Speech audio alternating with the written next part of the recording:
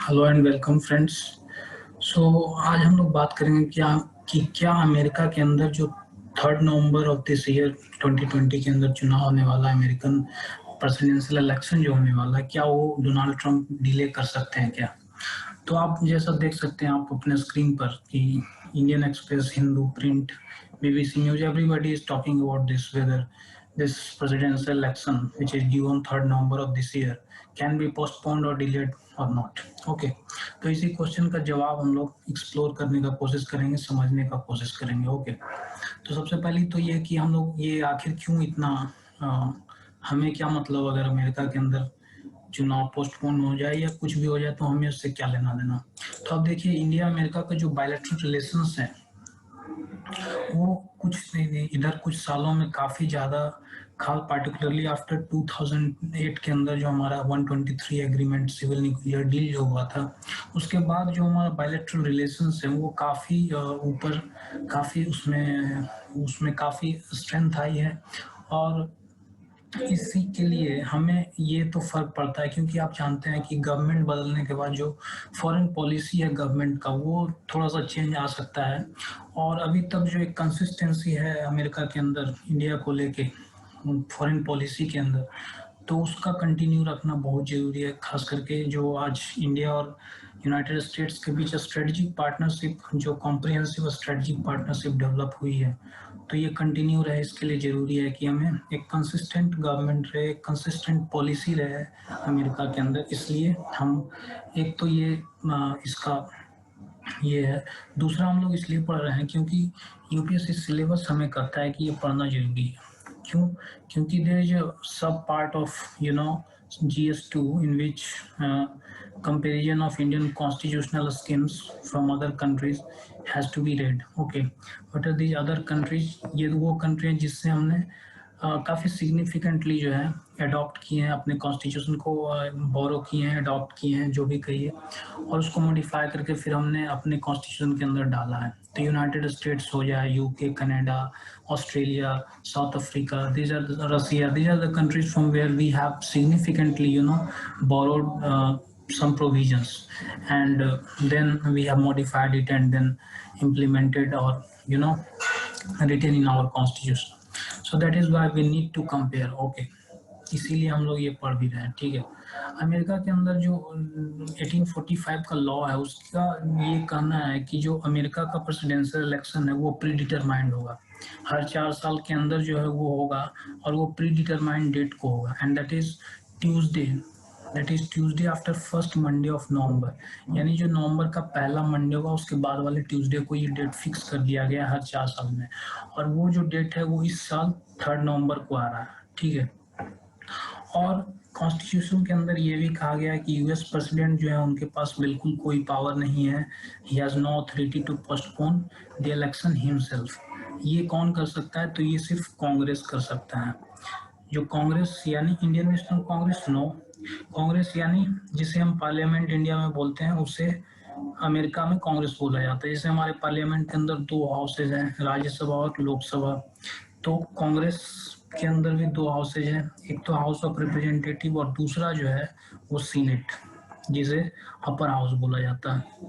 ठीक है, तो कांग्रेस ये कर सकता है, but that resolution has to be pass by majority of members present. Okay, और अगर अभी अमेरिका के अंदर जो आप जो जो कांग्रेस का जो सिचुएशन है, पॉलिटिकल सिचुएशन, वो अगर हम थोड़ा सा देखें तो आपको ये समझ में आएगा कि ये कितना मुश्किल है। देखो, जो हाउस ऑफ रिप्रेजेंटेटिव है अमेरिका के अंदर, यानी जो लोअर हाउस है, उसमें उसमें जो कंट्रोल है, उसमें जो मेजोरिटी है वो डेमोक्रेटिक पार्टी का है, जो अपोजिशन पार्टी है। और the Republican party to which mister Donald Trump belongs to, that has control over Senate, that is the upper house. Okay, तो अगर कोई चेंजिंग इस पोस्टपोनमेंट को लेके आएगा, अमेरिकन कॉन्स्टिट्यूशन के अंदर लाना है, तो ये दोनों पार्टी को एग्री होना पड़ेगा, तभी दोनों हाउसेस से रिजोल्यूशन पास हो पाएगा। तो ऐसे में जो सिचुएशन बिल्कुल और this is a political situation where the term of Donald Trump is expiring and there are many allegations with regard to his mishandling of कोविड-19 सिचुएशन इन अमेरिका। तो ऐसे में दोनों साथ आ जाए और बायपार्टीसन का सिचुएशन बने, ये कहना थोड़ा मुश्किल है, और ये सिचुएशन का होना भी अपने आप में मुश्किल ही है। तो ये पोस्टपोन होगा, इसका चांस बहुत ही कम है, हालांकि ये इम्पॉसिबल तो बिल्कुल नहीं है। ओके, अभी तक अमेरिका के अंदर ऐसा नहीं हुआ है, कभी भी नहीं हुआ है, जबकि अमेरिका के अंदर सिविल वार हुआ था, वर्ल्ड वार्स हुए, इकोनॉमिक डिप्रेशन आया अमेरिका के अंदर। आप जानते हैं 1950s के अंदर मार्टिन लूथर किंग जूनियर के लीडरशिप के अंदर सिविल राइट्स मूवमेंट हुए वहाँ। लेकिन कभी भी जो शेड्यूल्ड इलेक्शन है अमेरिकन प्रेसिडेंट का, वो कभी भी डिले नहीं हुआ है अमेरिका के अंदर। तो क्या कोविड-19 के कारण, जिसके कारण United states is the worst sufferer of covid, most impacted country in the world, तो क्या ऐसे में अमेरिका के अंदर राष्ट्रपति चुनाव डिले किया जा सकता है, हो सकता है क्या?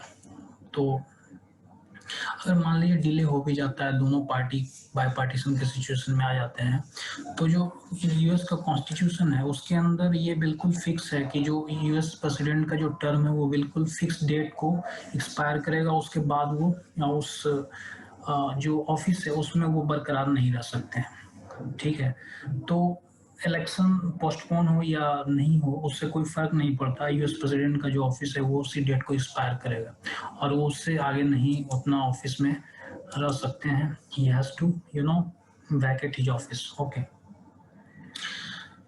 When presidential office falls vacant what happens then? तो उसके बाद ये होता है कि लाइन ऑफ सक्सेशन फिर जो है वो आ जाता है। इंडिया के अंदर लाइन ऑफ सक्सेशन आप जानते हैं, प्रेसिडेंशियल लाइन ऑफ सक्सेशन क्या है?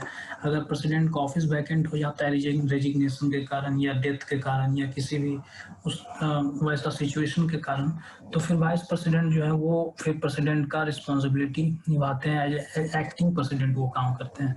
अगर वाइस प्रेसिडेंट का भी ऑफिस वैकेंट है तो फिर हमारे यहाँ सीजेआई जो चीफ जस्टिस ऑफ इंडिया है वो फिर एक्टिंग प्रेसिडेंट का काम करते हैं। और अगर सीजेआई का भी सीट वैकेंट है तो सीनियर मोस्ट जज who is available in supreme court, he will be looking after the responsibility of president. तो ये सिचुएशन इंडिया के अंदर है। अमेरिका के अंदर थोड़ा सा प्रोविजन जो है कॉन्स्टिट्यूशनल प्रोविजन वो थोड़ा सा डिफरेंट है, और वो ये है कि राष्ट्रपति अगर यानी प्रेसिडेंट का ऑफिस वैकेंट होता है तो वाइस प्रेसिडेंट तो आ सकते हैं, लेकिन जब वाइस प्रेसिडेंट का ऑफिस वैकेंट होगा तो फिर स्पीकर जो है वो लाइन ऑफ सक्सेशन में आ जाते हैं। जो स्पीकर हैं हाउस ऑफ रिप्रेजेंटेटिव्स के वो फिर आ जाते हैं।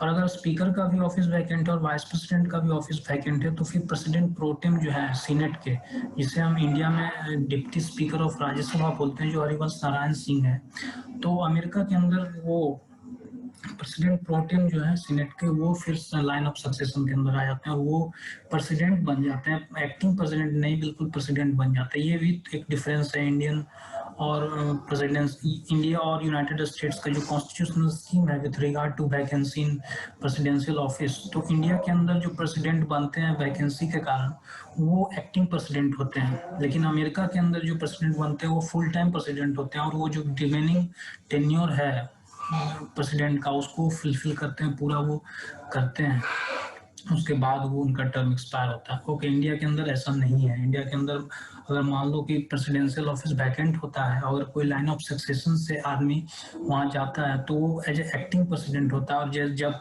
प्रेसिडेंट वापस आ जाता है अपने ऑफिस में तो उनको वहाँ उस ऑफिस को छोड़ना होता है। ठीक है, so this is the difference between Indian and United States constitutional scheme with regard to the vacancy in presidential office. Okay, तो ये सिचुएशन है, इसको हमने देख लिया। ओके, अब हम ये देखेंगे कि जो हमारा यूनाइटेड स्टेट्स और इंडियन प्रेसिडेंशियल ऑफिस के बीच में कंपैरिजन है उसको holistically, if you want to understand, if you want to know about that, you can watch this on this channel only, and you will have a very comprehensive understanding of the constitutional schemes with regard to the presidential office in India and United States. So okay, if you want to watch this, please watch. You will have a very comprehensive understanding about that. Thank you.